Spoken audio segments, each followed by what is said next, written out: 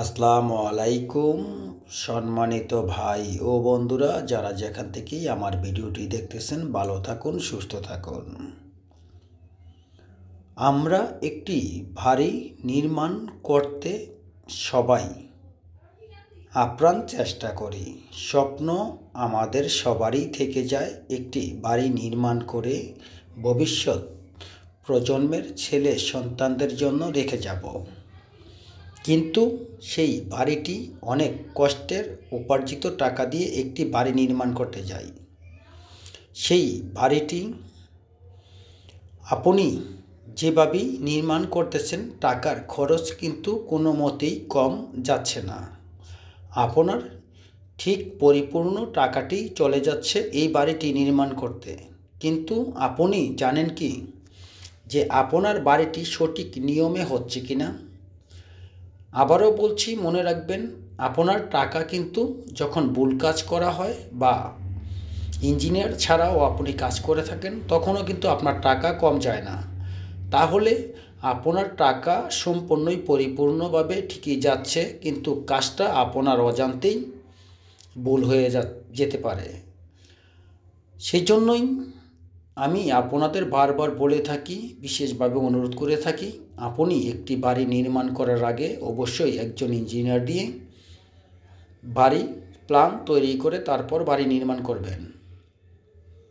আমি কিন্তু মূলত কোনো ইঞ্জিনিয়ার নই, আমি একজন কন্ট্রাক্টর। দেশের বিভিন্ন স্থানে গিয়েই কাজ করে থাকি। আমি আপনাদের সামান্য কিছু বোঝানোর চেষ্টা করি। সেটা হচ্ছে, আমি কাজের বয়স প্রায় 35 বছর। আমি কন্ট্রাক্টরই করি প্রায় 29 বছর যাবৎ। সেই অভিজ্ঞতা থেকে আপনাদের কিছু বলে থাকি। যেমনটি এখানে 5 তলা ফাউন্ডেশন হতে যাচ্ছে। আপনারা দেখতেই পারতেছেন, আসলে 5 তলা ফাউন্ডেশনের জন্য যেভাবে গর্তগুলো করতে হয় সেটা কিন্তু আপনাদের ইঞ্জিনিয়ার দিয়ে থাকে। হয়তো কারো 6 ফিট, কারো বা 7 ফিট গর্ত করতে হয়। কিন্তু যখনই আপনার বাড়ির মাটি সমস্যা হয়ে যায় তখন কিন্তু সেই 7 ফিট আর 8 ফিট থাকে না, 6 ফিট থাকে না। সেখানে যতক্ষণ না পর্যন্ত কোনো ময়লা মাটি বেরিয়ে গেলে সেই মাটিটুকু এখান থেকে সম্পূর্ণ সরিয়ে ফেলতে হবে।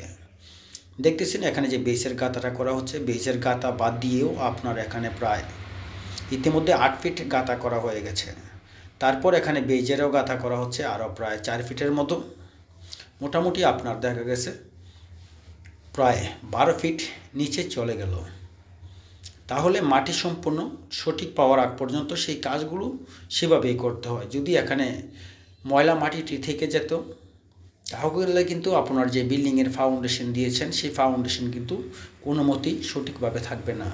বিল্ডিং ভূমিকম্প আসলে তখন যে কোনো মুহূর্তে আপনার বিল্ডিং ক্র্যাক করতে পারে, তার মানে বসে যেতে পারে বা স্লিপ খেয়ে যেতে পারে। সেই জন্য আপনাকে এই কাজগুলো করে নিতে হবে।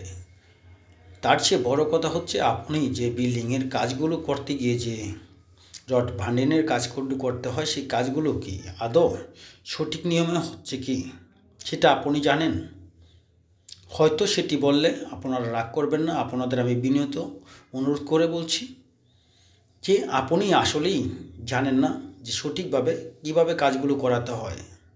সেই কাজগুলো অবশ্যই আপনি ইঞ্জিনিয়ারের প্ল্যান তৈরি করে সেই ইঞ্জিনিয়ারের সাথে আপনি বসে বুঝে নেবেন যে কিভাবে কাজগুলো করতে বলা হয়েছে, কিভাবে প্ল্যানে দেওয়া রয়েছে।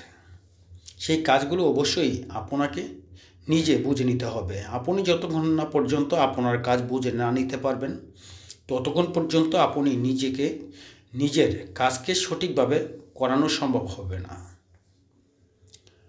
কারণ আমি মানুষের যতটুকু বুঝি ততটুকু সহযোগিতা করার চেষ্টা করি।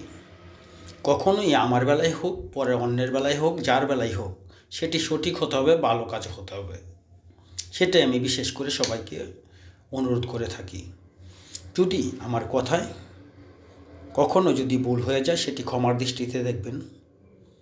এই যে দেখতেছেন এখানে কিন্তু বীজের গাঁথাটি অলরেডি কমপ্লিট হয়ে গেছে, একটি দ্বিতীয়টি করা হচ্ছে। অবশ্যই সেই গাঁথাগুলো কীরকম হচ্ছে, গর্তগুলো, সেই সম্পর্কে অবশ্যই আপনাদের মতামত চাই। আর যারা নতুন তারা অবশ্যই চ্যানেলটি সাবস্ক্রাইব করে ফেসবুক পেজটি ফলো করে সাথে থাকবেন। যারা ইতিমধ্যে নতুন রয়েছেন তারা